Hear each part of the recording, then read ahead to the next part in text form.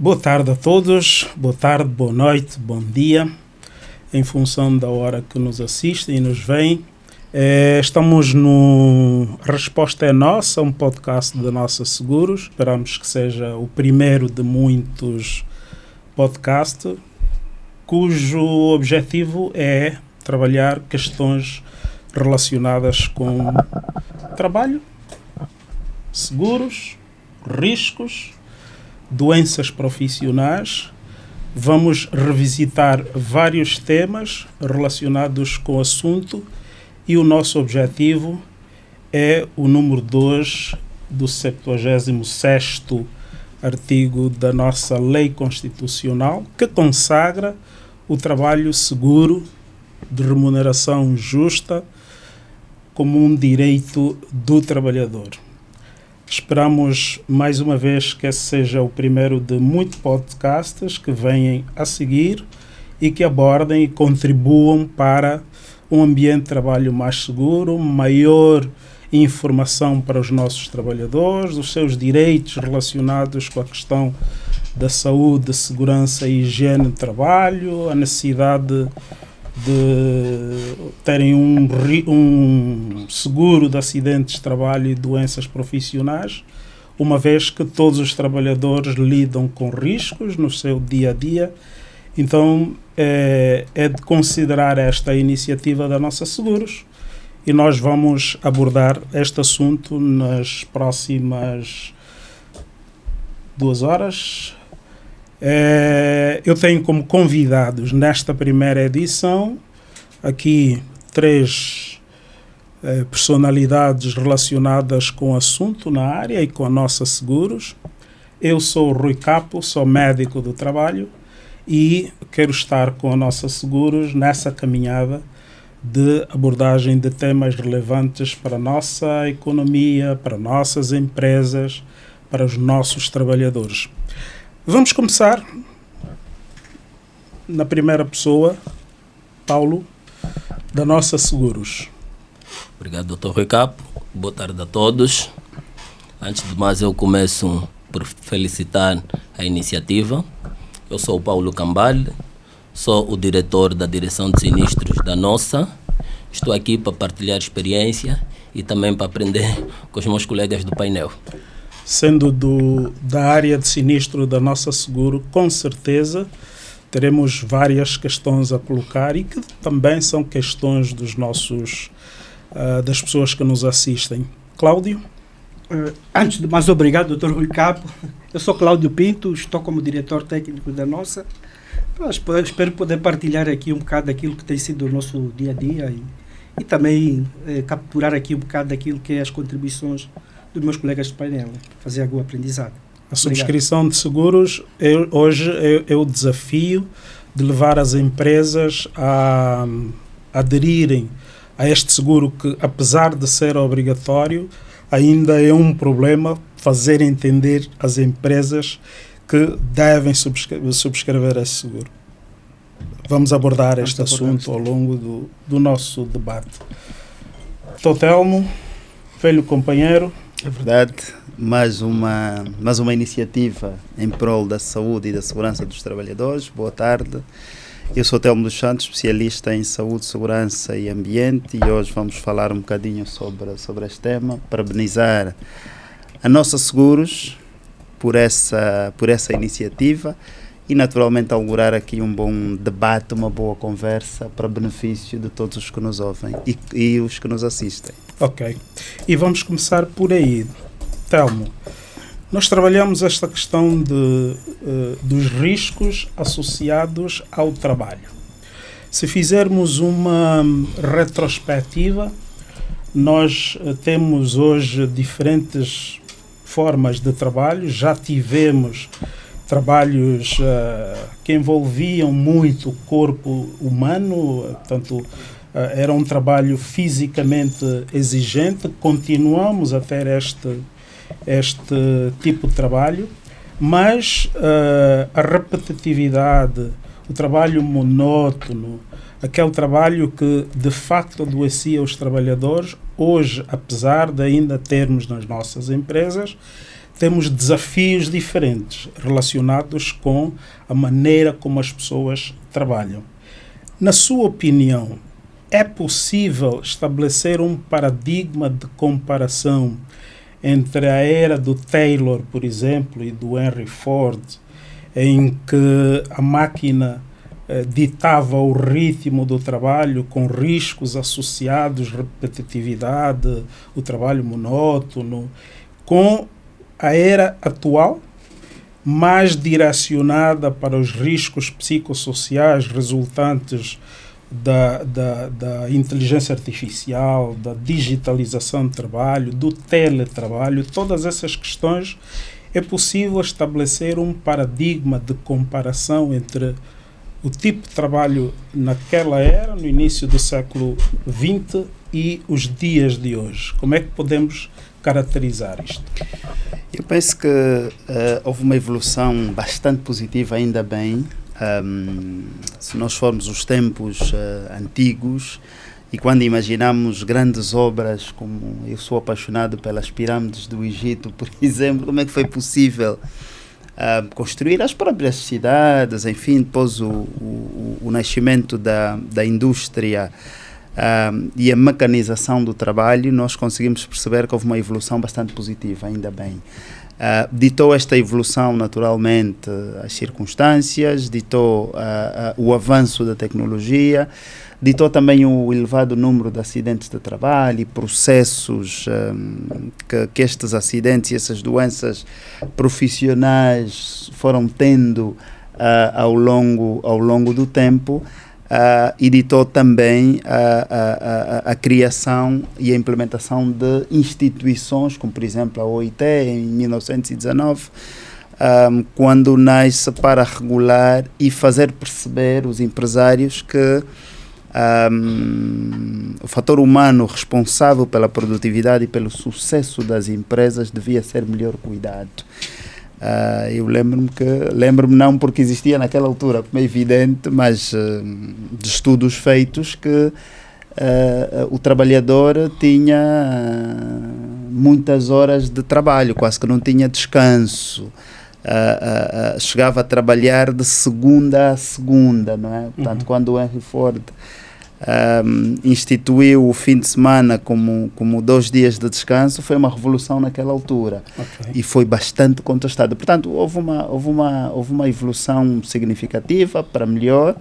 A tecnologia também tem ajudado bastante, porque a introdução de novos equipamentos, novos processos de trabalho, o retirar o lado operacional de forma bastante acentuada, permitiu aqui uma evolução bastante significativa. A própria redução da carga horária, a introdução, a Europa hoje e boa parte dos países já está a ensaiar a sexta-feira como novo sábado, não é? Portanto, e isto é uma dinâmica muito grande. Nós ensaiamos o teletrabalho, enfim, mas à medida que nós fomos evoluindo de um lado, também não diria regredir, mas também surgiram novos desafios. E a própria tecnologia, essa questão dos riscos psicossociais, que é o novo desafio, porque repare, nós durante algum tempo, mesmo do ponto de vista da segurança no trabalho, os riscos eram mais do ponto de vista físicos. E os danos também. Hoje nós já olhamos e ainda bem que estamos aqui com colegas da nossa Seguros, que é uma coisa que perguntam-nos imensas vezes como é que as seguradoras depois caracterizam os riscos psicossociais, porque é muito fácil dizer, ainda tempo estávamos numa discussão, é muito fácil dizer, olha, eu tive um acidente de trabalho, eu tive até mesmo uma doença ocupacional, não é? Uma doença ocupacional que é facilmente caracterizada, que é facilmente diagnosticada, rastreável e até comprovada. Agora, eu estou com burnout, eu estou com stress crónico e é fruto do trabalho. Portanto, são esses desafios e vamos falar seguramente. Vamos falar sobre os riscos psicossociais porque, de facto, o grande desafio hoje é caracterizar uma ansiedade, um síndrome de depressão, um burnout e relacioná-lo com o trabalho. O burnout, para já, e para o conhecimento das pessoas que nos assistem, também como informação, na nova versão do CID, do Código Internacional das Doenças, o burnout hoje é, uma vez diagnosticado, é uma doença profissional sem necessidade de outros procedimentos. Mais diagnóstico. Diagnóstico, burnout, doença profissional, ponto. O problema é o desafio de chegar ao burnout. Porque o burnout caracteriza aquela situação em que só está envolvido e só se considera o ambiente de trabalho. Qual é o desafio? É que nós temos muitas fontes de stress, muitas fontes de pressão, desafios sociais imensos, e caracterizar uma situação de burnout, retirando estas questões, ou quantificar e dizer assim, espera aí, entre a pressão social e a pressão relacionada com o trabalho, o que é mais significativo? Este não é um exercício fácil. Nós ainda não temos o número que os outros países já têm destes diagnósticos para serem caracterizados como doenças profissionais, mas claramente nós vamos chegar aí e vai ser, de facto, um desafio. Este paradigma que o Telmo colocou, e bem, estabelece uma era do trabalho físico, do trabalho em que o homem entrava como o principal ator e às vezes quase o único, não é?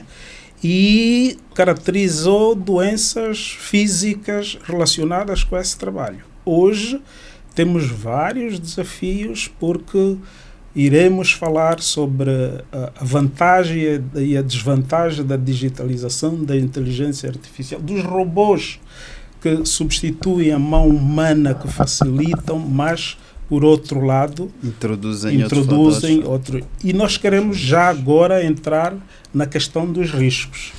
Mas deixa só colocar um ponto, doutor. Quando diz, por exemplo, que desde a fase efetivamente média ou primitiva, antes da Revolução Industrial, em que efetivamente havia muito trabalho, efetivamente quase que artesanal, braçal, e a produtividade veio aumentar significativamente com a introdução das máquinas. Houve efetivamente um processo de transição que as máquinas deram lugar a surgir um trabalho mais intelectual. E com esse trabalho intelectual realmente é que entram as doenças de foro psicológicos, efetivamente. Há toda uma necessidade hoje que efetivamente de medir a proporção do que efetivamente é adquirido fora das instalações de trabalho e dentro das instalações de trabalho. Mas aqui dar um ponto que eu acho que era importante, e por isso que pedi a palavra, é que nós, enquanto sociedade angolana, temos que ter algum cuidado, porque nós temos problemas que são muito nossos. E quando fazemos um enquadramento a nível de problemas relacionados com as nossas doenças psíquicas, temos que ter sempre em conta aquilo que é a nossa realidade. Nós temos aqui realidades que não são iguais às nossas dificuldades. Então, importar efetivamente dados para nos enquadrar dentro do nosso sistema não será um bom caminho, porque efetivamente pode ser uma base, mas não deverá ser o caminho, na medida em que nós temos problemas que são muito nossos e que efetivamente iriam enviesar de forma muito significativa. Com certeza, Cláudio. Como é que se chama? Idiosincrasia tem que contar no momento desta avaliação e desta caracterização desses problemas. Tu tens toda a razão. Enquanto nos países do primeiro mundo o transporte deixou de ser problema, a água e a luz deixou de ser problema, a escola básico das crianças deixou de ser problema, o saneamento básico. Ou seja, nós nos confrontamos com desafios que atrapalham essa caracterização, e com certeza absoluta é mais um desafio. Voltando para os riscos, estamos a falar dos riscos físicos, os químicos, os biológicos, os ergonómicos e os psicossociais, que vamos depois discutir num ponto à parte. O Telmo fez aquela caracterização, né, do trabalho, mas é uma coisa que permeia o trabalho independentemente da era, da fase, do tipo de trabalho que são esses riscos. Daí que também falou da Organização Internacional do Trabalho, que começou a ditar regras através das convenções.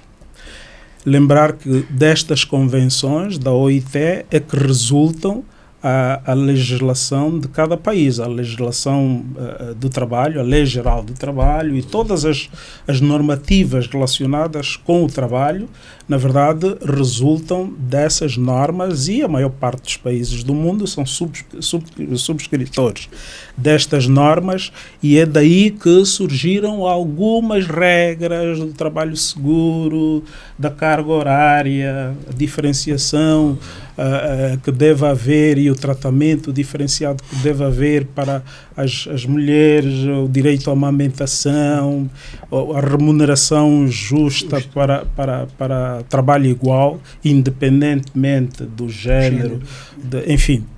Isto está no papel, não é? E todos nós sabemos que o papel aceita tudo. O problema é a materialização disso. Paulo, na sua opinião, e trabalhando para a Nossa Seguros, as empresas já tomaram ciência e consciência de que existem riscos em todo tipo de trabalho e é preciso cautelar, é preciso trabalhar com normas de higiene e segurança para proteger os trabalhadores? Qual é a sua visão a respeito?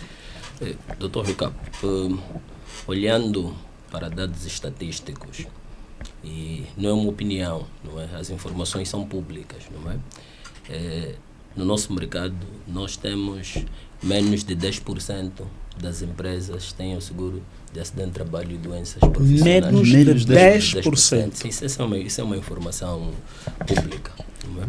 Entretanto, isto significa dizer que a larga maioria dos trabalhadores não estão protegidos e, ao mesmo tempo, dá resposta na questão colocada pelo Dr. Ricardo. Isso significa que as empresas, os empregadores têm pouca consciência ainda, infelizmente, da matéria relacionada aos acidentes de trabalho e doenças profissionais, aquilo que é a sua importância. Por isso é que nós estamos aqui, precisamente para fazermos esse papel de divulgação. E literacia na área. Sim, senhora. Ok. Preocupa. Menos de 10% num seguro que é obrigatório. Devia ser, na verdade, um seguro universal. E aqui surge um dado que vamos discutir mais para frente, quando falarmos um pouco mais das doenças profissionais, que é o fato de haver um setor que é o que mais apresenta doenças profissionais, ou pelo menos é o que mais notifica casos suspeitos de doenças profissionais, que é o setor petrolífero. O Dr. Telmo esteve durante muito tempo ligado ao setor petrolífero. Consegue fazer dar-nos uma ideia do que seria necessário, por exemplo, para as empresas de todos os setores, privados, públicos, fazerem a celebração deste seguro na gênese da empresa? Ou os trabalhadores podem ser, digamos, os primeiros fiscais a nível da empresa a exigir que o empregador tenha esta questão acautelada para eventuais sinistros? Eu penso que o melhor é sempre fazer as coisas partindo de um princípio e de um pressuposto correto. Portanto, ao criar uma empresa, e é o nosso grande tema, enquanto profissionais desta área, porque eu olho para os requisitos, por exemplo, para a criação de uma empresa no guichê e não vejo nada de saúde, segurança, muito menos de proteção ambiental. Entretanto, o empresário cria a sua empresa, depois vai a IGT bater a porta porque agora quer isso, vai ao Ministério do Ambiente porque agora quer aquilo, portanto, e às vezes até o empresário fica perdido, por assim dizer, porque não sabe quais são os requisitos nesta área para a criação do seu negócio. Mas também aqui um aspecto fundamental. Hoje falamos muito em saúde e segurança, ainda bem que o falamos muito em ambientes de trabalho seguros, em acidentes de trabalho, mas estas matérias diria que são relativamente novas na nossa realidade, não é? E quando digo nova, também não é assim tão nova, não é? Portanto, nós viemos de um contexto em que um contexto de guerra, em que muitas empresas efetivamente já estavam implantadas e operavam e portanto, a prioridade não é só das empresas, era a prioridade do país, era efetivamente outra. Não se falava muito nestas matérias, não obstante o primeiro decreto ser de 94, o 3194. Depois disso, começamos a evoluir para uma lógica já bastante mais estabilizada de desenvolvimento, de crescimento, que era possível olhar para outros fatores e aglomerar aqui. Entretanto, muitas empresas nasceram naquele contexto, muitas empresas desenvolveram-se naquele contexto de fazer o mínimo, de olhar para as prioridades e não olhar depois para o resto. E passamos depois para um contexto de que as empresas olhavam para alguns temas como temas acessórios. Eu vou cuidar da saúde e da segurança do meu trabalhador, se calhar não é prioritário. Eu vou olhar mais facilmente para a angariação de mais clientes, para a estabilização do meu negócio, enfim, mesmo no recrutamento de profissionais dentro da empresa. Nós, nos últimos 10, 15 anos, falamos muito mais da figura do técnico de segurança no trabalho, mas antes não, e era uma o Dr. Rui fez agora uma questão sobre os petróleos, era quase que exclusividade do setor petrolífero. E quando alguém apresentava-se como técnico de segurança, como profissional de segurança, é seguramente dos petróleos. Mas tendo o paradigma, o setor petrolífero, nós temos e eu quero que vocês intervenham, fiquem à vontade. Portanto, nós somos um país produtor. Produzimos petróleo e temos uma fatia da nossa população empregada na área, apesar de ser o maior contribuinte para o nosso PIB, diz-se que a fatia da população angolana empregada não é assim tão grande, mas ainda assim existe uma grande parte da nossa população, nossos trabalhadores locais empregados na área de petróleo. Isso podia ser uma alavanca ou um motivo para as empresas cumprem com a legislação, porque a área petrolífera, ela na verdade estende todos os procedimentos para os trabalhadores expatriados, estende-os para os trabalhadores nacionais. E isso serve de benefício para os nossos concidadãos. Mas podia ser um paradigma, porque a produção de petróleo no nosso país é remota de há muitos anos. Compreendo o que diz em relação ao fato de ser recente a legislação, mas creio que já devíamos dar alguns passos um bocadinho mais, até porque os números mostram isso.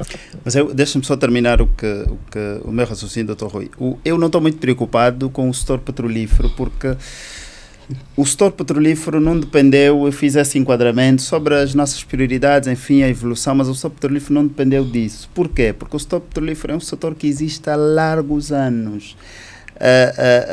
E quando se foi estendendo para outros países e quando veio aqui para Angola, já veio com um passivo muito grande que felizmente ajudou o setor petrolífero a crescer e a desenvolver nesta área da saúde e a segurança no trabalho, que é o que são os acidentes de trabalho, não é?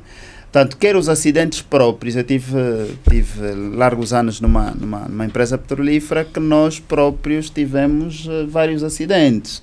Mas mais do que olhar para os acidentes da casa, é olhar para os acidentes à volta, não é? Portanto, nós estudamos, um dos acidentes que estudamos do Pai para Alfa em 1988, que matou cerca de 167 pessoas, se a memória não me trechou.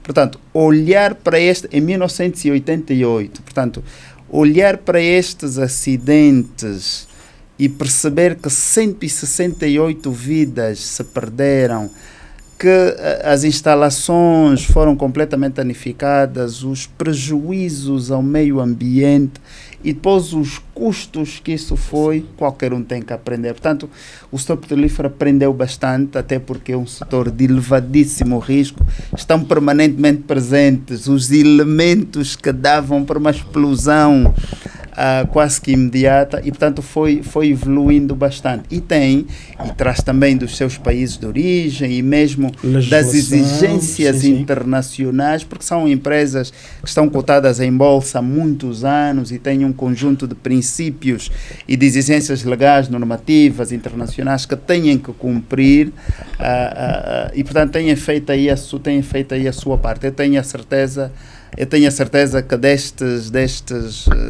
desta fasquia que o Paulo fez referência há bocado, quase que nenhuma empresa do setor petrolífero está, pelo menos não operadora, deve ser prestadora de serviço. Mesmo prestadora de serviço, tenho muitas dúvidas, porque é exigência. E já agora, na subscrição consegue fazer essa distinção, porque os sinistros que vocês participam, pelo menos para fazer o nexo causal de doenças, nós temos aqui os números e o setor petrolífero está lá no topo.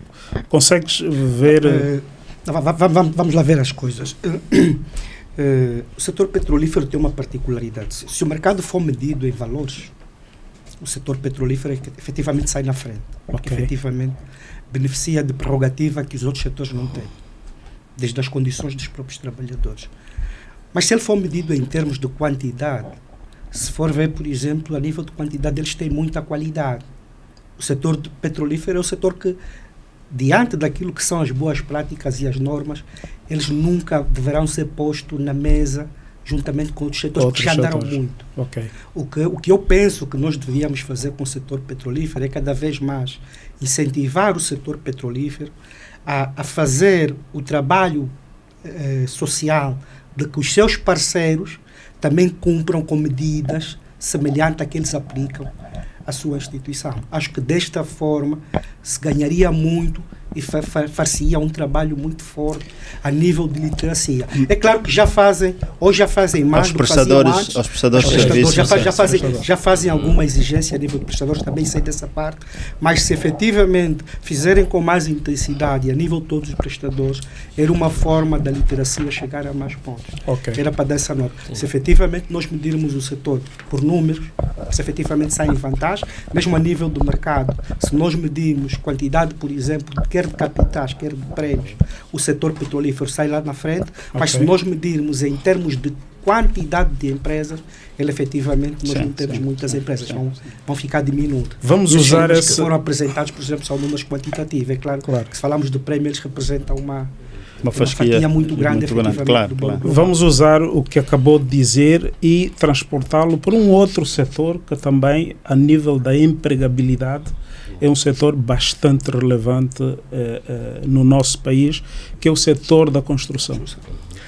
Não só é o setor que, fora do setor petrolífero, vamos dizer que engloba ou abarca todos os riscos, e riscos de acidentes graves, além das doenças. Vamos abordar um capítulo à parte sobre a questão das doenças profissionais. Mas se pensarmos nesse setor da construção e pensarmos no volume, já que vocês estão a falar em termos de qualidade e quantidade, o volume que emprega já justificava que esse setor tivesse, por exemplo, uma legislação. Lá fora existem legislação geral de saúde e segurança, mas depois existem legislação setorial específica. Exatamente. Setorial específica. Portanto, por exemplo, existem NRs da legislação brasileira que são específicas para o setor da construção.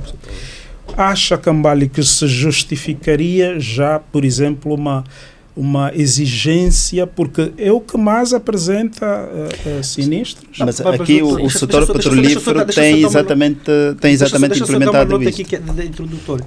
Eu acho que isso é muito para frente, porque assim, nós temos hoje problemas de entrada mesmo de operadores para o sistema de seguros. Nós temos hoje, efetivamente, um buraco em que as pessoas hoje, os empregadores hoje, nem todos, ou a grande maioria, não está dentro, efetivamente, do que é obrigatório contratar.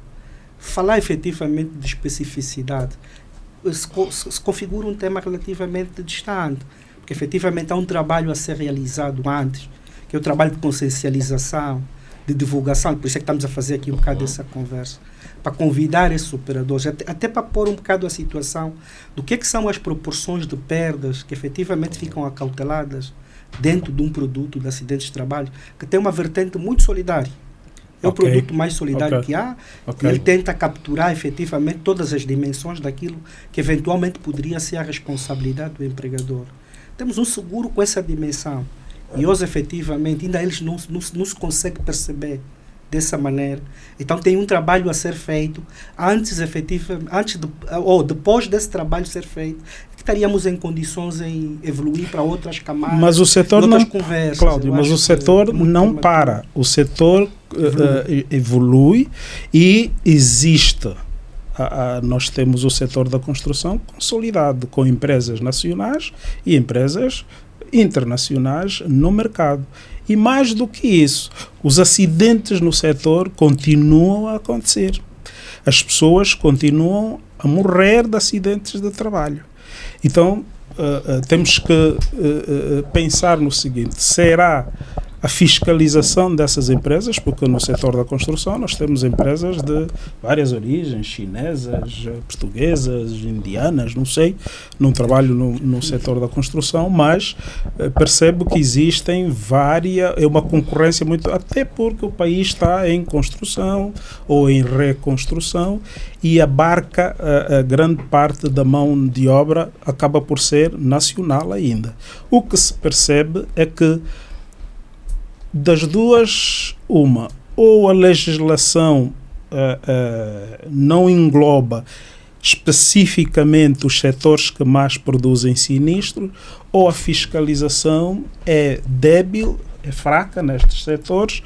Cambalha, eu ia perguntando se existe, por exemplo, a ideia de ações direcionadas para aqueles setores que mais sinistros apresentam. Qual é a sua visão em torno disso? Doutor Rui, eu sou de opinião que deve existir, mas conforme o meu colega Cláudio disse há pouco tempo, é preciso nós trabalharmos aqui na base, não é? E nós falarmos de higiene e segurança no trabalho, falarmos do seguro de acidentes de trabalho, nós não podemos deixar de parte a própria legislação. Nós temos uma lei, que é a Lei Geral do Trabalho, que é regulamentada pela Lei 12/23. Ela, no seu artigo 141, ela é clara. Ela diz que o trabalhador tem direito à reparação decorrente dos acidentes de trabalho e doenças profissionais. A mesma lei, no seu artigo 144, ela obriga a que todas as empresas tenham o seguro dos acidentes de trabalho e doenças profissionais, no sentido de transferir esse risco para uma seguradora. E ela vai mais além. Em outros artigos subsequentes, ela faz uma combinação com o decreto 50/25, que é o decreto que tipifica, classifica as contraordenações cometidas ao abrigo da Lei Geral do Trabalho. Falo desse decreto por quê? Porque há setores específicos, que é o setor da construção civil, que nós continuamos a verificar uma quantidade de incidência em termos de sinistro. Nós temos que olhar do ponto de vista de fiscalização e do ponto de vista de penalização o que é que está a ser feito. Os dados estatísticos são bastante claros. Nós temos ali os setores com mais frequência: a construção civil, prestação de serviço, indústria, transporte. Depois temos outros setores afins, como a agricultura, que tem pouca frequência em termos de sinistro. Nós temos a legislação. No meu ponto de vista, a legislação existe, não é? As contraordenações estão previstas também no decreto 50/25, inclusive até a própria falta de seguro ou a falta do cumprimento dessas obrigações do ponto de vista de segurança, ao abrigo desse decreto, constitui infrações graves, não é? Mas até que ponto isso é fiscalizado? Portanto, eu penso que nós temos que olhar muito mais do ponto de vista de fiscalização, sem prejuízo de, eventualmente, também podemos olhar numa lei específica para tentar, digamos assim, conter essa crescente incidência em termos de acidentes.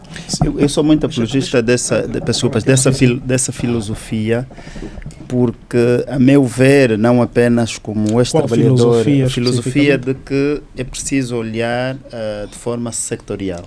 Ok.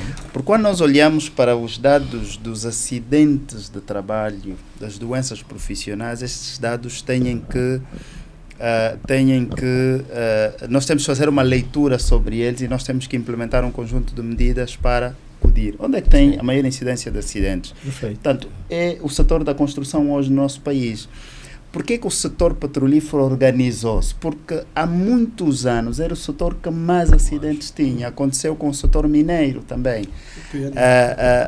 Portanto, e olhar para estes números de forma preocupada e comprometida e perceber o que é que nós vamos fazer em Angola, além da legislação comum e a avulsa que existe nesta matéria, o próprio Ministério dos Petróleos é muito exigente com as empresas petrolíferas. É o órgão de tutela destas empresas e, portanto, regula, fiscaliza por meio de outras entidades e garante o efetivo cumprimento. O setor da aviação também é um setor bastante rigoroso, porque os protocolos de segurança não foram sempre assim. Portanto, começou-se a analisar os dados de segurança e, portanto, no setor da construção, a meu ver, devia-se fazer exatamente a mesma coisa. Sai ano, entra ano, o setor da construção lidera o número de acidentes de trabalho, tem cada vez mais trabalho precário, pessoas menores de idade, é impressionante no setor da construção.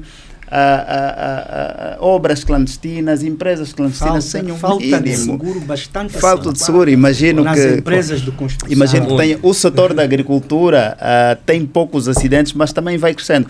Porque o setor da construção não foi sempre assim no nosso país, não é? Quando Angola se tornou um canteiro de obras, começamos, aí foi os agricultura. Falamos muito em diversificação da economia, não é? Portanto, e se nós levamos a agricultura a sério, vamos começar também a ter muitos acidentes. E atenção que pode ser que já existam, só que não são reportados. Ok. Então, esta visão, eu trouxe essa questão da visão da abordagem setorial, porque senão nós vamos continuar a dar tiros no escuro e não vamos acertar. Porque vamos lá, se temos determinados setores que mais sinistros apresentam e nós continuamos a ter legislação genérica, não vamos resolver. Isto é como em medicina, nós temos que atacar aqueles diagnósticos, aquelas doenças que inflacionam a nossa taxa de morbilidade e a taxa de mortalidade, porque senão não vamos conseguir. Foi uma abordagem boa nessa parte dos riscos, nessa parte já começamos a falar dos acidentes, um bocado dos mas não sei o tema da legislação, porque será que vai... Temos que ver o tempo. Temos que ver o tempo. Um ponto que é importante, para não perder. Eu acho que faz todo o sentido nós partir efetivamente de uma base setorial para fazer análise efetivamente, tanto a nível do que são prêmios escolhidos, como que são sinistros pagos. Porque efetivamente os setores apresentam cada um a sua especificidade. Se nós formos ver, por exemplo, onde é que há efetivamente mais setores com surdez, são os que são mais expostos a ruídos, por exemplo.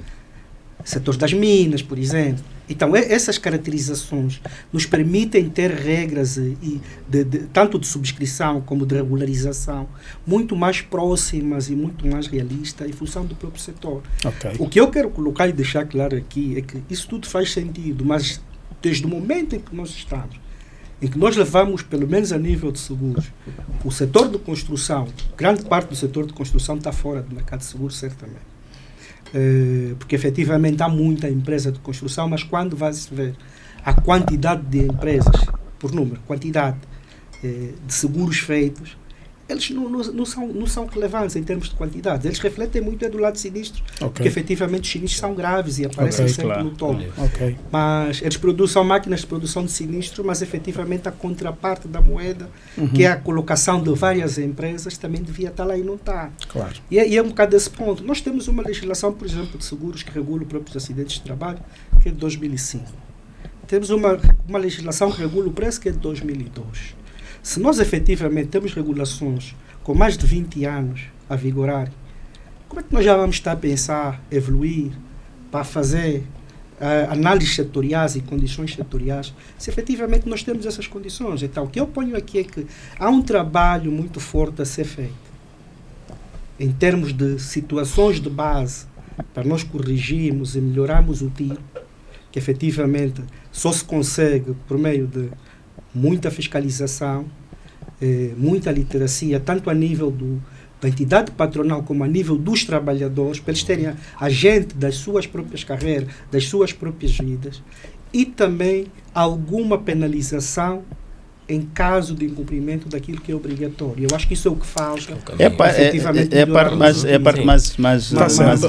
Cambale, vamos fazer um ligeiro intervalo. Vamos fazer um ligeiro intervalo e na segunda parte da nossa conversa vamos abordar outro assunto que é um problema, as doenças profissionais. Tá bem.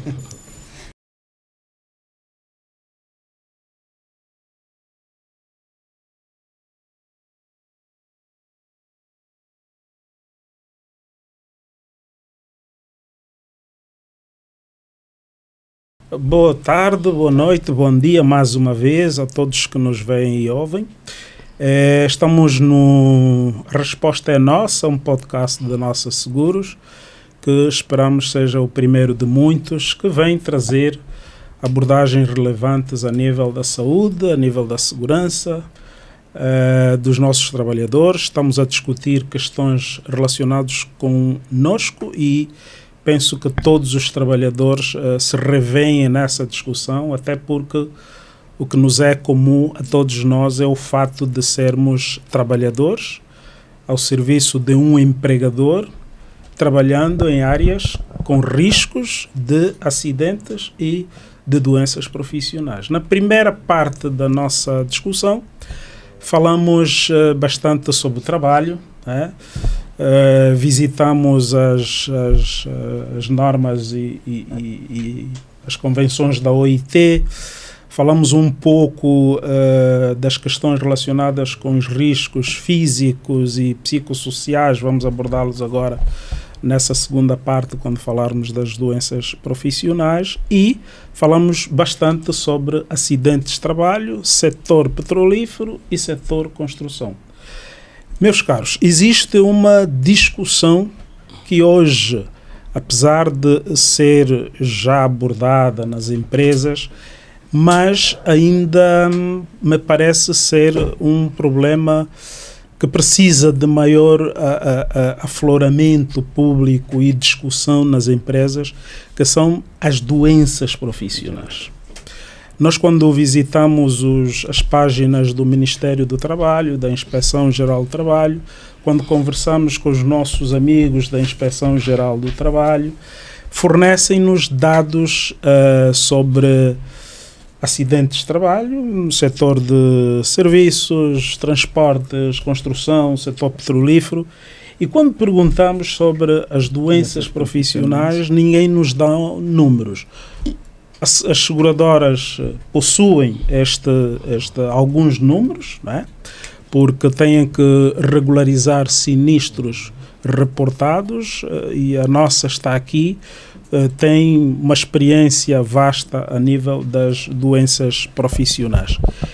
Eu escrevi um artigo que vamos publicar e está a servir de base dessa discussão neste podcast, que é o silêncio à volta das doenças profissionais.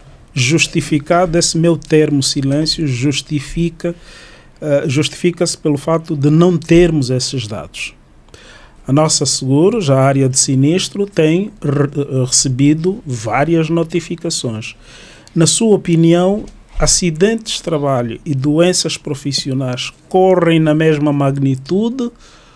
E lembrando que o acidente de trabalho é repentino, geralmente nós vemos a acontecer o acidente, temos pouca dificuldade de caracterizá-lo. Já a doença profissional, o trabalho é maior, estás nexo de causalidade. Exatamente. Preocupa, Paulo, o fato de não termos números e isto não ser um tema a abordar quando o assunto é higiene e segurança do trabalho? Preocupa, sim, Dr. Rui, é uma preocupação muito grande. Eu penso que a Inspeção Geral do Trabalho deve estar alinhada com as seguradoras. de modo a termos dados mais próximos, não é? Porque se olharmos do ponto de vista das informações das seguradoras, nós temos um número muito maior relativamente às informações que são partilhadas pela Inspeção Geral de Trabalho. Então, o primeiro caminho é esse. Nós temos que estar alinhados, temos que ter uma base de dados onde, efetivamente, a Inspeção Geral de Trabalho também tem acesso àquilo que são os números das seguradoras, por um lado. Por outro, preocupa sim.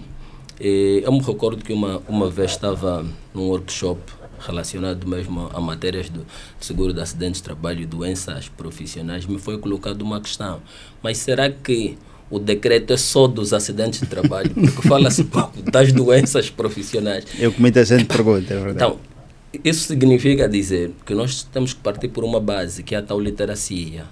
O seguro é de acidentes de trabalho e doenças profissionais.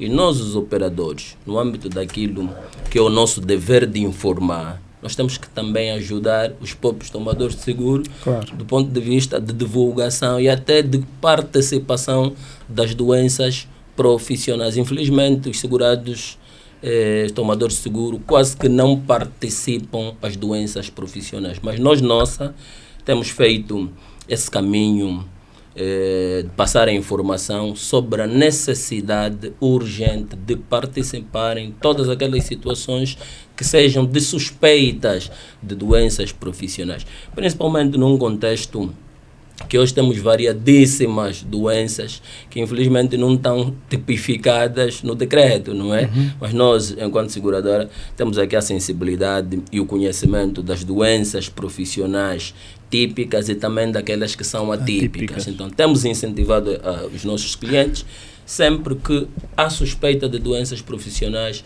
devem participar e deixar então que a seguradora façam o devido tratamento, não é? Que é a tal avaliação, o estabelecimento do nexo de causalidade, mas é de extrema importância, porque não há participações. Isso significa que eventualmente podemos ter ali uma larga maioria de trabalhadores que estão desprotegidos enquanto deveriam estar cobertos no âmbito das doenças profissionais. Perfeito. E deixa só fazer aqui uma já que estamos nesta fase de literacia, o Paulo falou do nexo causal. Existem muitas doenças e quem nos vê e ouve, o que é o nexo causal? Existem várias doenças de fórum de saúde pública, doenças comuns. E qualquer doença, na verdade, ela pode ser profissional, pode ser tipificada como profissional e estar abrangida no decreto 53/05 com direito à reparação de danos por parte do empregador ou por parte da seguradora, e deixar claro que o fato de a empresa não ter celebrado um seguro de acidentes de trabalho não iliba esta empresa da responsabilidade sobre as doenças profissionais. É obrigatório, os empregadores celebram e delegam esse risco ou a responsabilidade de reparação às seguradoras. O que é o nexo de causalidade?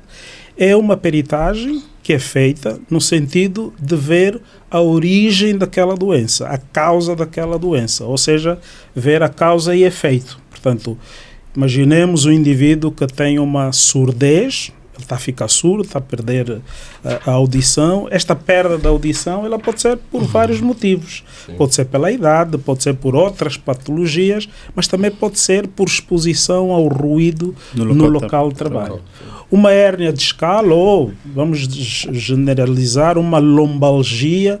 Ao longo do tempo, o trabalhador que trabalha em espaço confinado, que trabalha em posições viciosas de forma prolongada, senta-se durante muito tempo de forma incorreta, pode estar relacionado com o seu ambiente de trabalho ou a sua profissão.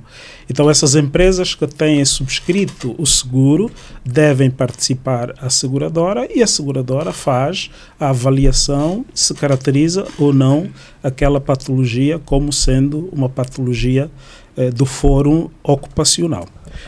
Dr. Telmo, além de é mestre em HSE, mas também é empregado qual é a sensibilidade que acha que os nossos tomadores, os nossos empregadores, têm relativamente à notificação e a participação ou considerar as patologias dos trabalhadores e haver a possibilidade dessas patologias estarem relacionadas com o trabalho? Existe essa literacia, existe essa informação? Os empregadores estão avisados, os trabalhadores têm essa informação para participar esses casos? Eu acho que não, e é um dos temas que mais me preocupa. E eu penso que há aqui um trabalho muito grande por parte das seguradoras, mas também por parte do Estado, o órgão regulador e fiscalizador. Nós muito mais facilmente reportamos os acidentes de trabalho. As empresas têm que emitir relatórios trimestrais à IGT, mas só reportam os acidentes de trabalho. A própria IGT só cobra os acidentes de trabalho, não cobra as doenças ocupacionais. Portanto, há um esquecimento e as doenças ocupacionais acabaram sendo o enteado dentro da casa e o filho, os acidentes de trabalho, por parte das seguradoras.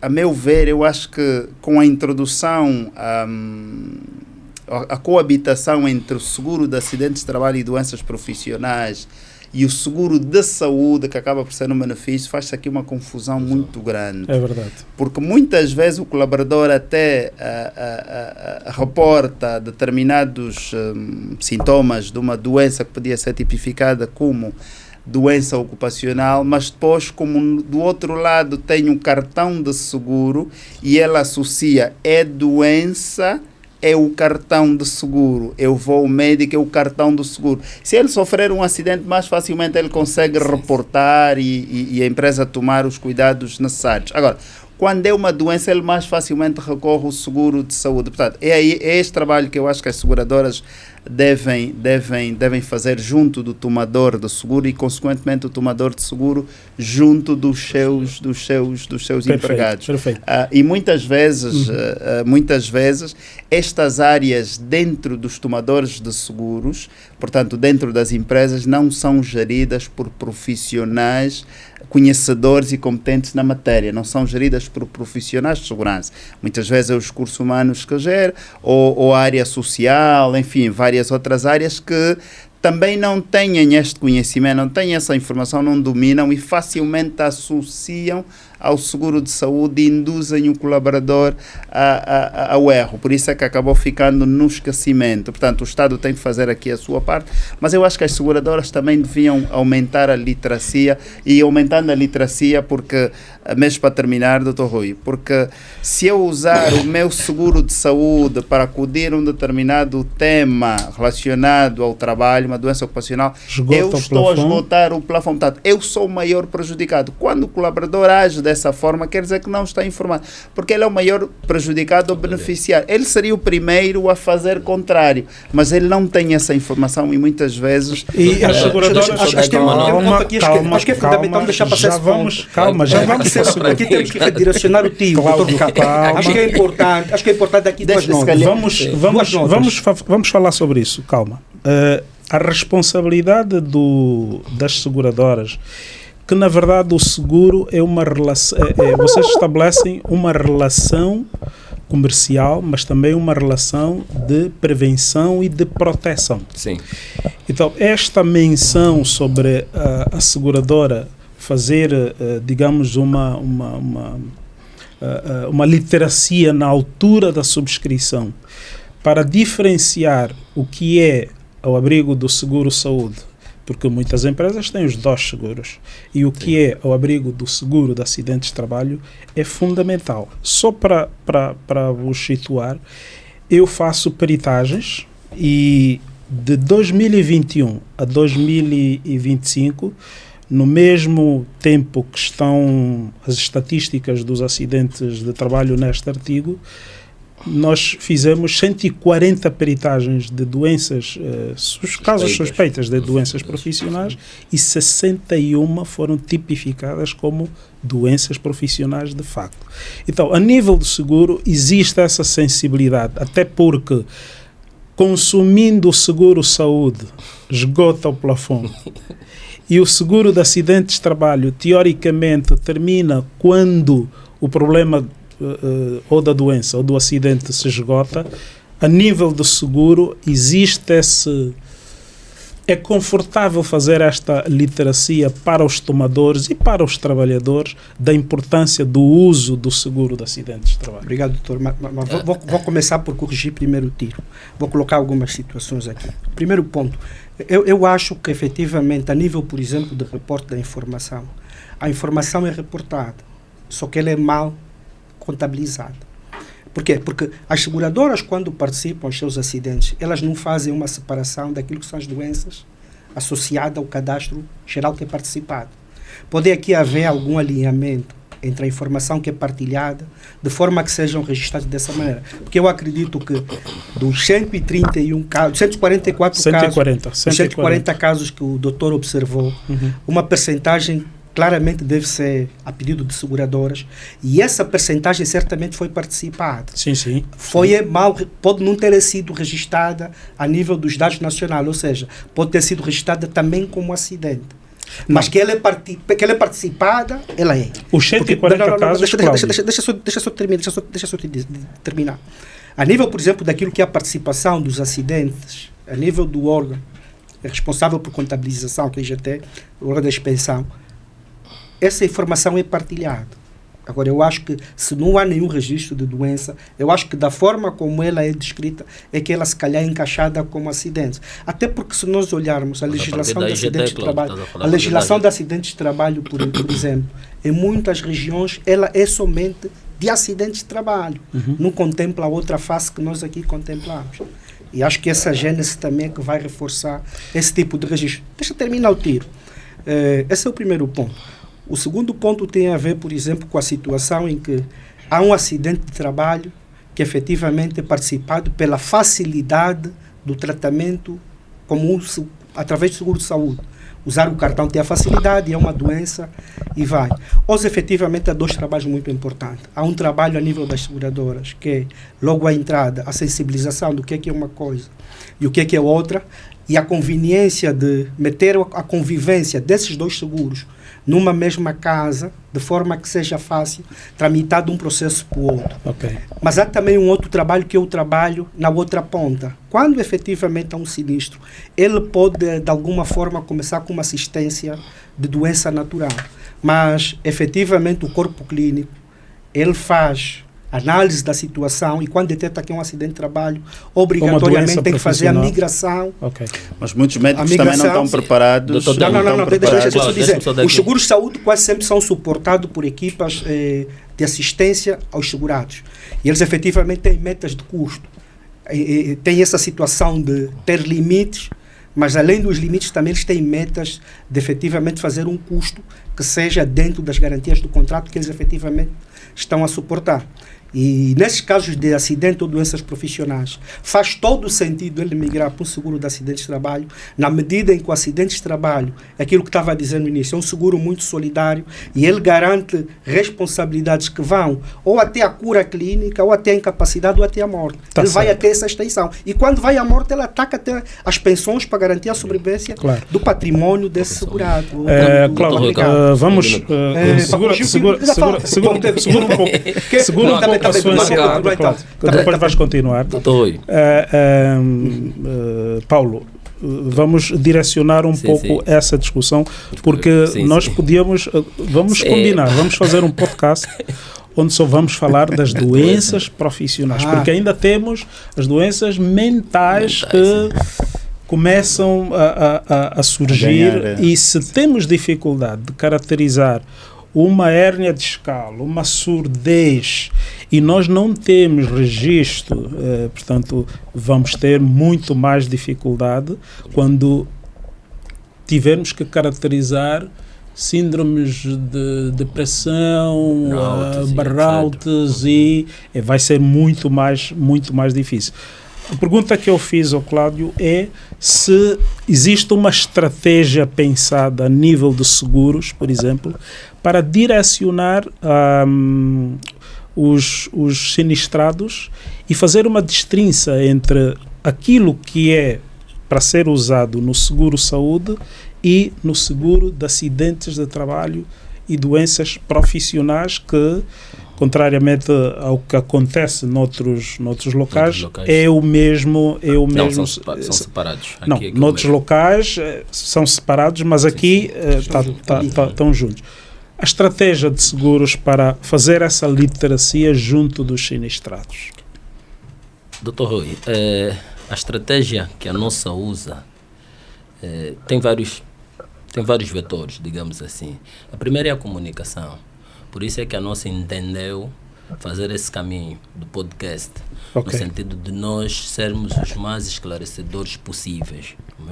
Temos estado também a participar em vários workshops com os nossos tomadores de seguro, no sentido de nós passarmos as informações corretas daquilo que é a diferença entre um acidente de trabalho e uma doença profissional. E já agora vou fazer um desafio. Só já para terminar. Vou fazer um desafio. Calma, Cambalho. Vais terminar. Já agora vou fazer um desafio que no Global HSE Summit do próximo ano, fevereiro, nós vamos fazer uma mesa, fica o compromisso do Dr. Telmo, para falarmos do seguro-saúde e o seguro de acidentes de trabalho e doenças profissionais. Aceita um desafio? Na senda da literacia, é um evento público, costuma ser bastante frequentado e nós queremos contribuir porque é um problema. Pode terminar. Sim, estava a dizer, Dr. Rui, a comunicação é fundamental. Se nós repararmos, há 5 anos atrás, nós tínhamos muita confusão, mesmo do ponto de vista de participação de sinistros, de acidentes. O que são acidentes que devem ser tratados no âmbito da apólice dos acidentes de trabalho em relação aos eventos que são tratados no âmbito da apólice de seguro-saúde. Há 5 anos atrás nós tínhamos esse desafio.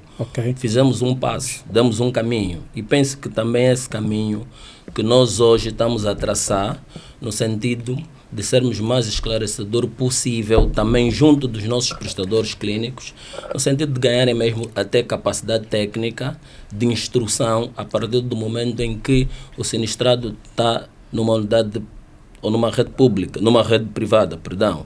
O próprio médico, nós também estamos a trabalhar nesse sentido da literacia, de poder direcionar quando está na presença de uma participação de sinistro e que há indícios de que seja uma doença profissional, no sentido de não encaminhar para o seguro de saúde, mas sim encaminhar para a apólice dos acidentes de trabalho e doenças profissionais. Portanto, eu penso que é um caminho que nós temos que fazer e a literacia, de facto, acho que é o melhor caminho para nós podermos, até certo ponto, conseguirmos aqui a própria diferenciação do ponto de vista dos tomadores de seguro, o que é acidentes de trabalho, o que são doenças profissionais e o que é o seguro de saúde. Mas há um para complementar essa parte, nós anteriormente víamos muito um fenômeno que é o fenômeno das transferências da ponta a nível de carteiras, ou seja, transferências de pacientes que estariam a ser assistidos no âmbito do seguro-saúde, transferência dessas responsabilidades para os acidentes de trabalho.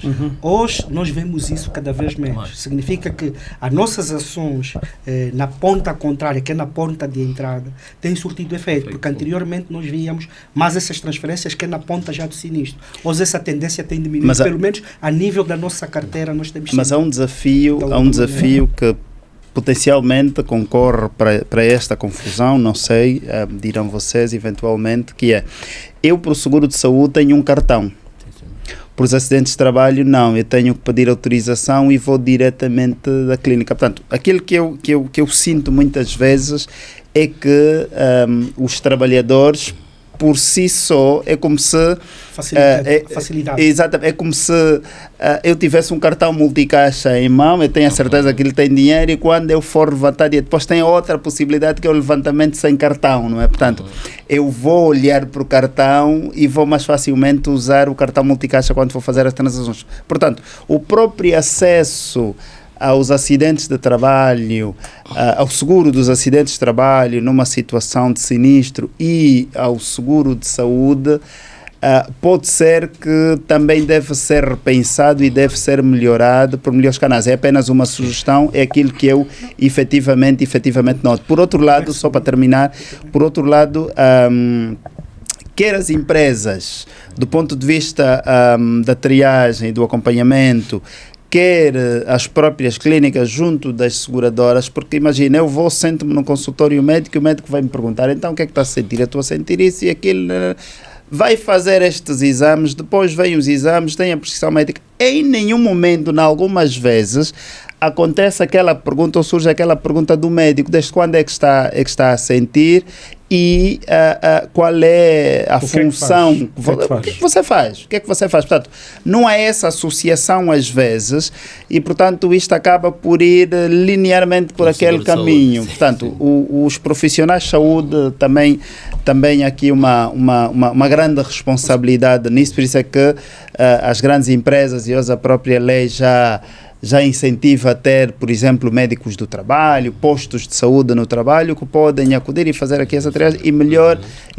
redirecionar. Nisto, portanto, temos um outro desafio. E aqui, quem nos vê e ouve, empregadores, há um detalhe. As seguradoras percebem isso, o Paulo deve perceber isso, que hoje existem empresas que celebram um seguro-saúde numa seguradora e o seguro de acidentes de trabalho e doenças profissionais noutra seguradora. Muitas vezes eles até começam na mesma seguradora, mas por diferenças de custos a nível dos prémios que têm que ser pagos e tal, eles migram um dos seguros para outra seguradora. Isso cria mais problemas ainda, porque o Cláudio disse que era frequente haver a passagem de processos de um setor, imagino, de um ramo para o outro, dentro da seguradora. E muitas vezes o próprio sinistrado nem precisava de perceber isso, porque era tratado, o assunto era tratado todo na mesma seguradora. Quando há, e eu percebo isto nas peritagens que nós vamos fazer, os processos demoram muito tempo, porque ele participa, a empresa participa o sinistro para a seguradora com quem tem o seguro de acidentes de trabalho. Faz-se a peritagem e percebe-se que aquilo não é acidente de trabalho, é uma doença, no decorrer de um acidente de trabalho, é uma doença profissional, é uma doença comum. Isto sai desta seguradora, vai para a seguradora. Este tempo, muitas vezes, são 6 meses, 1 ano. Porque a outra tem que fazer também a sua avaliação, a aceitação, todo aquele processo. A outra seguradora, quando recebe esta, não confia neste resultado, também muito quer menos verificar na sua concorrente. Exatamente, quer verificar se de facto é uma doença comum ou não. Também vai. Isto, quem está no limbo é o trabalhador. Bom, Doutor, vamos. Mas aqui traz aqui um ponto que acho que era interessante nós falarmos, que acho que há um ponto que é de quem assiste e quem se responsabiliza. Ok. Efetivamente, o trabalhador nunca fica ao limbo. O que é que acontece? Há facilidade Cláudio, do uso na do prática, cartão. sim. Não. Há facilidade do uso do cartão. A facilidade do uso do cartão, ela hoje, ela é muito sentida em casos de urgência em que não há quase sempre um processo que inicia da própria entidade patronal. Ou seja, vou dar um exemplo.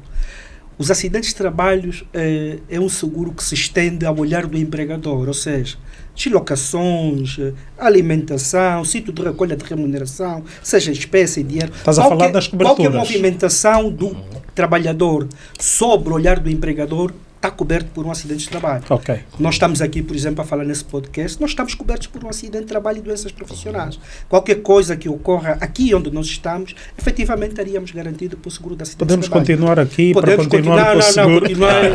O legislador mete lá uma limitação. Mas estava a dizer, e quando acontece alguma coisa, em que acontece nessa situação, em que o olhar do empregador está um bocado distante, e eu sou socorrido a partir daqui, e eu tenho um seguro de saúde, efetivamente o que vão apresentar o seguro de saúde, porque os seguros de saúde também têm essa componente que eles tratam de acidentes, mas não os de trabalho. Mas tratam de acidentes. Sim.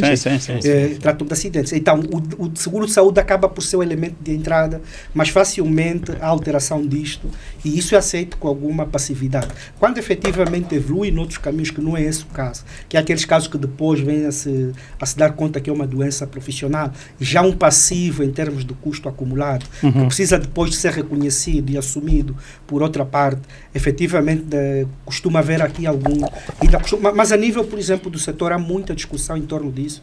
A nível dos automóveis, por exemplo, nós já temos convenções de indemnização direta, já temos aqui caminhos muito mais bem consolidados, e a nível dos acidentes de trabalho, eu penso que também o caminho é exatamente o mesmo.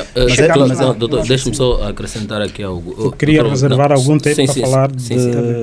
Não, apenas um minuto, doutor. Doenças mentais. Doutor Rui, de facto, e uma das estratégias que as empresas usam no sentido mesmo de mitigar esses conflitos é efetivamente ter na mesma seguradora os dois seguros, não é? Mas às vezes isso não funciona assim do ponto de vista prático, não é? O positivo nisso tudo é que hoje as seguradoras já comunicam mais e com mais facilidade, não é? Sabemos que do ponto de vista administrativo, se esse evento ocorrer na mesma seguradora, é muito mais fácil tratar, não é? Mas quando é uma seguradora diferente, as coisas têm corrido muito bem, tem existido comunicação, e esse processo também de transferência em termos de despesas de uma seguradora para outra tem corrido. Agora, o que nós, enquanto seguradora, temos que garantir... Despesa entre as seguradoras? Entre as seguradoras, exatamente. Agora, o que nós efetivamente temos que garantir é a preocupação máxima, que é a continuidade dos tratamentos do trabalhador.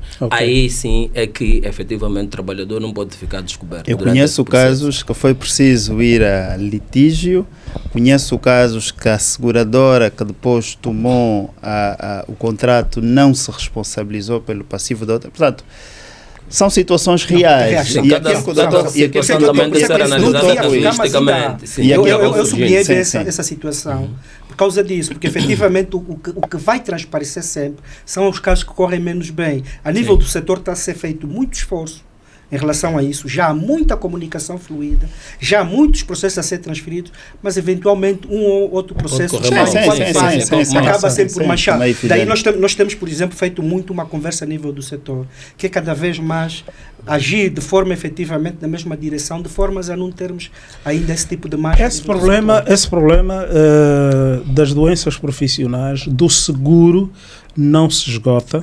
Já percebemos que podíamos ficar aqui até conversa. É um compromisso que, Telmo,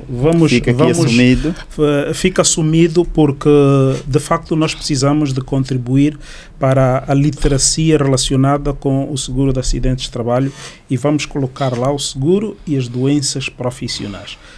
Para terminarmos, eu gostava de trazer um problema que as minhas estatísticas, e o artigo depois vai ser lançado, vai ser público, as pessoas vão encontrar lá os números dos 140 peritagens, o que é que tivemos de surdez, o que é que tivemos de doenças osteoarticulares, as lombalgias, as hérnias, etc., relacionada com as doenças profissionais. Eu até hoje registrei um caso de depressão, né, reportado por um tomador, e que não foi caracterizado como uma depressão relacionada com o trabalho, porque havia de facto várias questões. E eu quero voltar ao início da nossa conversa, quando falou das nossas idiosincrasias, né? Os nossos problemas. As nossas malambas. As nossas malambas.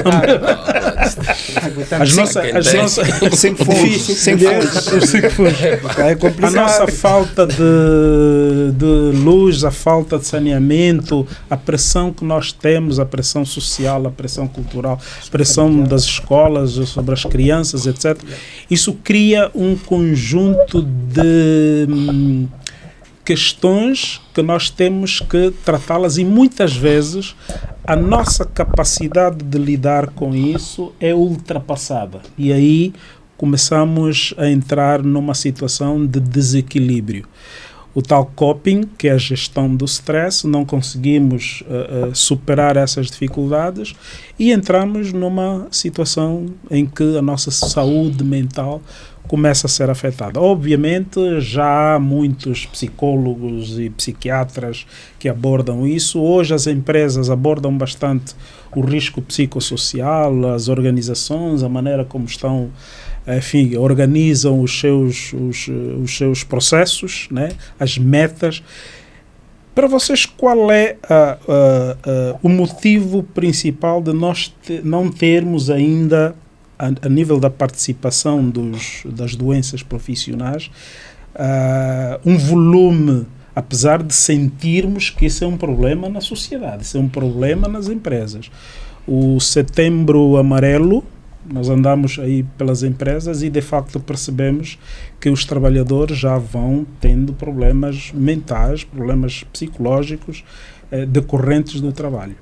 Por que elas não são reportadas? É a dificuldade, é o estigma, é confundir esses problemas com as nossas malambas, com os nossos problemas? Na vossa opinião, Telmo, qual é a sua visão em relação a... Eu acho, e da experiência que tenho, por um lado, a pouca literacia nesse sentido, por outro lado, o estigma. E parte de nós mesmos. Quantos de nós, o ano começou, quantos de nós fomos já ao psicólogo, por exemplo? Quantos de nós procuramos um profissional de saúde mental ou falamos abertamente sobre este tema? Mesmo quando as empresas criam estas iniciativas, palestras, muitas até têm psicólogos, quase ninguém vai, não é? Se a empresa com alguma criatividade não reinventar estes programas, quase ninguém vai. Portanto, isto acaba por ser cultural, porque, convenhamos, nós, apesar das nossas malambas, mas também temos as nossas soluções, não é? Claro.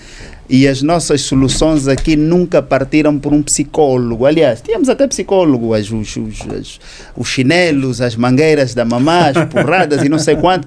E, portanto, nós entendemos que quando temos uma situação deve-se resolver de outra forma e não desta forma, que ir a um psicólogo ou ter uma abordagem de saúde mental acaba por ser qualquer coisa que não é doença. Portanto, estamos a dar muitos mimos aos colaboradores, enfim, portanto, quer da parte dos colaboradores, quer da parte das empresas, existe ainda este tema, porque o dia que for convenientemente bem cadastrado, endereçado este tema, nós teremos aqui muitas situações. É verdade que nem todas são causadas no local do trabalho, umas até são apenas agravadas no local do trabalho, outras são mesmo lá à parte de fora. Portanto, mas existe ainda um estigma muito grande e um não conhecimento. Eu, se tiver uma dor de cabeça, vou de fato ao médico. Se tiver um sintoma, um sinal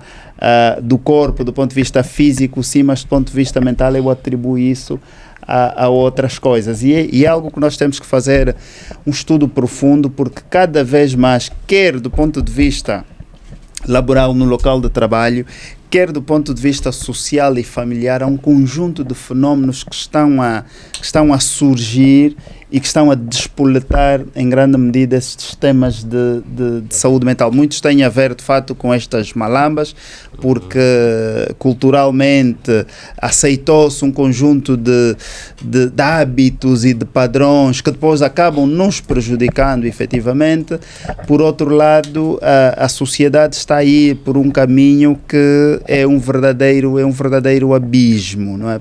Do ponto de vista de educação, do ponto de vista educação financeira, educação emocional, ou a falta dela, no caso, a falta de educação financeira, a falta de educação emocional, a falta de educação social. Portanto, os temas de empregabilidade vão afetar e cada vez mais, portanto, e estes temas têm que ser convenientemente bem endereçados, porque senão vão criar, e eu acho que nos próximos anos nós teremos sim um cenário em que as doenças mentais vão controlar sobremaneira o tema das doenças ocupacionais no quesito trabalho, mas de uma forma geral nós também teremos, porque aquela geração que foi criada e foi bem criada e que tem mais resistência, mais resiliência, mais inteligência adaptativa, acaba por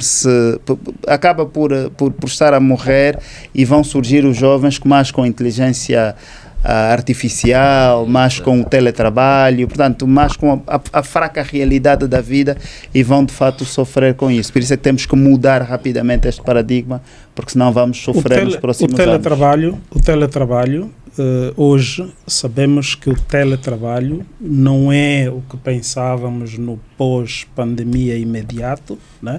Lembram-se que entre nós aqui generalizou-se o teletrabalho por altura da pandemia, e no início parece que era uma coisa muito boa. Mas hoje o teletrabalho também é tido como um fator adoecedor do trabalhador por causa da pressão, por causa das metas, por causa do assédio, enfim. A nível de seguros, quando é celebrado o contrato de seguro de acidentes de trabalho, o teletrabalhador é considerado trabalhador. Sim. Reportar um sinistro, não há distinção do trabalho presencial e o teletrabalhador. Hoje o teletrabalho é uma realidade. Posso? Né? Sim, sim. O teletrabalho é uma realidade e é reconhecido. O que se passa é que, se efetivamente a empresa tem implementado um sistema de teletrabalho, seja híbrido, seja não híbrido, a 100%, a alguma percentagem, por exemplo, da empresa, isso efetivamente tem que ser rastreável. Ok. E com essa rastreabilidade, efetivamente, os trabalhadores em teletrabalho estão tão seguros quanto um trabalhador. Porque em casa do trabalhador existem algumas questões que não estão resolvidas. Tanto o pós-trabalho que não é ergonómico, a cadeira que é a cadeira que ele usa para jantar, o pós-trabalho que está próximo sei lá, da cozinha, e eventualmente quando tem pós-trabalho, às vezes tem pós-trabalho. É verdade, às vezes trabalha. Então é um desafio, porque de facto, e as seguradoras precisam de acautelar isso, porque mais do que vender o seguro, já percebemos que, participando da literacia dos segurados, de facto nós estamos a vender um pouco mais do que seguro, estamos a vender segurança. Ou seja, fazer com que os nossos trabalhadores trabalhem de forma mais segura, para que os sinistros não aconteçam, e fica um ganha-ganha. Penso que o melhor dos mundos, o seguro é feito para assumir as responsabilidades resultantes dos sinistros. Mas, obviamente, o melhor dos mundos é que haja o seguro, mas não haja sinistro, a prevenção. Mas quando eu dizia do programa, efetivamente, quando eu dizia do programa, o programa que efetivamente é rastreável não está só na perspectiva do controle do próprio trabalhador, é também o programa de condições necessárias para ele operar fora daquele ambiente, até para ter regras, porque efetivamente ele estando em casa, efetivamente há pausas que efetivamente funcionam na mesma medida que funcionaria se ele estivesse no escritório a trabalhar. E há toda essa rastreabilidade, que não é só a nível do controlo de trabalho, mas o nível do controlo de condições, efetivamente, para ele poder trabalhar. Cambalho? Sim, só para acrescentar, do ponto de vista de rastreabilidade, nós em seguros temos que fazer aqui um exercício simples. Não é? Nós temos como base, sempre que a subscrição é bem feita, há esse tal rastreio do ponto de vista de condições que o trabalho tem, que o trabalhador tem. Aqui do lado da regularização de sinistro, também o processo torna-se muito mais fácil, não é? Falando do teletrabalho, vamos supor que este trabalhador, do ponto de vista de subscrição, nós tivemos conhecimento do risco, das condições que ele tinha em casa. Quando efetivamente ele vier a reclamar uma doença profissional ou um acidente de trabalho, do ponto de vista de resolução aqui dos sinistros, também o processo torna-se muito mais simples. Estamos a terminar. Eu queria fazer a ronda final, mas, por favor, uma frase.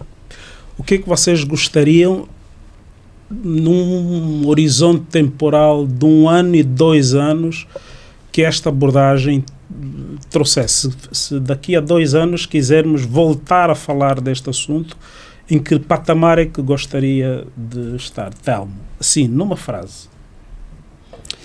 Emancipação das doenças ocupacionais. Emancipação das doenças ocupacionais. Paulo. Aumento da taxa de penetração dos seguros de acidente de trabalho. Está muito baixa. Cláudio. Eu vou um bocado aqui no mesmo tiro, que é com o protocolo que foi assinado pelo nosso regulador, quer ser com a IGT, é colher esses frutos dentro desse período. Porque esse protocolo visa reforçar o controle das empresas que estejam fora. Em quanto tempo está estabelecido o período? Que é o protocolo que foi assinado no ano passado, em agosto, entre a SEG e a IGT. Foi assinado em agosto do ano passado o protocolo para tentar garantir que as empresas cada vez mais entrem para o sistema de seguro obrigatório. Acho que a concretização disso... O protocolo de Serviço Nacional de Contratação Pública. E com isto nós terminamos esse nosso desejo. Prometemos aqui, espero que a nossa acolha o nosso desejo de voltarmos para um podcast e voltarmos a falar das doenças profissionais emancipadas, publicadas, com números e com avanços na saúde e na segurança dos nossos trabalhadores. Quem nos vê e ouve em casa, muito obrigado por este tempo dispensado a um assunto que, voltamos a dizer, é um assunto que faz parte das nossas vidas. Hoje nós passamos mais de 2/3 da nossa vida a trabalhar. Os postos de trabalho não são locais de batalha em que o risco é se acidentar ou morrer. Pelo contrário, os postos de trabalho devem ser encarados como locais seguros, locais saudáveis, de realização pessoal, realização profissional e fontes de renda. Um abraço, agradecemos a audiência. Obrigado. Muito obrigado. Obrigado. Obrigado. Obrigado.